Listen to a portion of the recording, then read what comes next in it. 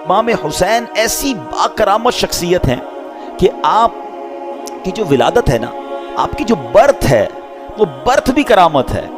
آپ 6 مہینے میں آپ کا جو حمل تھا، ماں کے پیٹ میں آپ رہے وہ 6 مہینے رہے، اور یاد رہے کہ پوری دنیا میں سیدنا یحییٰ علیہ السلام اور امام عالی مقام امام حسین کے علاوہ کوئی ایسا بچہ زندہ نہیں رہا جس کی مدت حمل 6 ماہ ہوئی ہو۔ یعنی آپ فرام دا ڈے 1 آپ کی ولادت ہی کرامت ہے۔ اور سبحان اللہ، آپ کے رخسار مبارک کا حال یہ تھا، آپ کے چہرے پر نور ایسا تھا کہ آپ کے دونوں رخسار سے ایسا نور نکلتا تھا کہ کمرے اور دیواریں روشن ہو جایا کرتی تھی۔ اور کیوں نہ ہو، کس کے نواسے ہیں، کن کے پھول ہیں، آقا کی نگاہوں کے تارے ہیں۔ اب یہ جو امام حسین رضی اللہ تعالیٰ عنہ جب کربلا کے لیے روانہ ہوئے نا، تو آپ سے مزید کرامتوں کا ظہور ہوا، اور علماء کہتے ہیں یہ جو کرامتیں تھیں نا، بیسیکلی یہ اتمام حجت کے لیے تھیں، مزید ان کو سمجھانے کے لیے تھی کہ دیکھو میں کون ہوں، میرے ساتھ کیسے معاملات ہو رہے ہیں، مجھ پر ظلم نہ کرو۔ مگر ان ظالموں کی آنکھوں پر لالچ کا ایسا پردہ تھا۔ امام حسین فرسٹ آف آل آپ نے مدینے سے کوچ کیا اور اب مکے آیا۔ اب اسی راستے میں سیدنا ابن مطی رحمۃ اللہ تعالی سے ملاقات ہوئی۔ انہوں نے عرض کی کہ حضور میرے کنویں کا پانی بہت کم ہے، برائے کرم آپ دعائے برکت سے نواز دیجیے۔ آپ رضی اللہ تعالیٰ عنہ نے اس کنویں کا پانی طلب کیا، اور جب پانی کا ڈول حاضر کیا گیا تو آپ نے اس میں سے پانی کچھ پیا بھی، نوش بھی فرمایا اور کلی بھی کر دی، اور ڈول کو واپس کنویں میں ڈال دیا گیا۔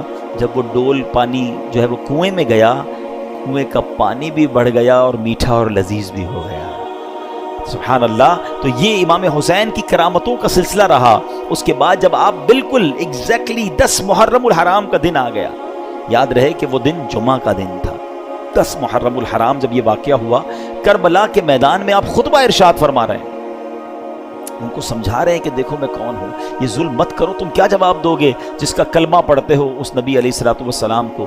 اس وقت آپ کے جو خیمے تھے، جہاں خاندان کے افراد تھے، وہاں خندق میں ایک آگ بھی جل رہی تھی۔ تو ایک بد زبان یزیدی نے بکواس کرتے ہوئے کہا کہ اے حسین، تم نے وہاں کی آگ سے پہلے یہی آگ لگا دی ہے۔ یعنی معاذ اللہ وہ یہ کہنا چاہ رہا تھا کہ اے حسین، مرنے کے بعد بھی تمہیں جہنم کی آگ میں جانا۔ امام علی مقام نے جب یہ سنا تو آپ نے کہا کہ اے دشمن خدا، تو جھوٹا ہے، کیا تم یہ گمان کرتا ہے کہ میں دوزخ کی آگ میں جاؤں گا؟ امام علی مقام کے قافلے کے جانثار نے کہا کہ آپ مجھے اجازت دیں تو میں ابھی اس کا سر قلم کر دوں۔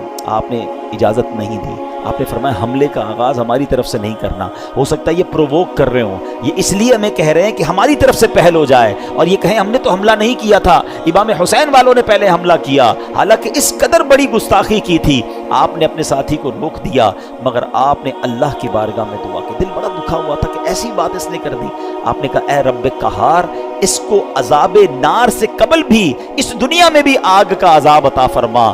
آپ کی دعا قبول ہوئی۔ وہ بندہ جو گھوڑے پہ بیٹھا تھا، اس کے گھوڑے کو جھٹکا لگا، گھوڑا خود ہی دوڑتا ہوا گیا، اور اس کو گھوڑے سے جب جہاں گرا تو وہاں آگ لگی ہوئی تھی، اسی خندق میں یہ بندہ جا کر گرا، اور وہ بد نصیب آگ میں جل کر بھسم ہو گیا۔ امام علی مقام نے سجدہ شکر ادا کیا اور اللہ تعالیٰ کی بارگاہ میں عرض کی کہ یا اللہ تیرا شکر ہے کہ تو نے آل رسول کے گستاخ کو سزا دی۔ اب یہاں بھی ان کے سامنے یہ واقعہ ہو رہا ہے، سارے لوگ دشمن سامنے کھڑے ہیں، اور یہ آپ کی دعا قبول ہو رہی ہے، آپ کے گستاخ کو سزا مل رہی ہے، مگر وہ سمجھنے کے لیے تیار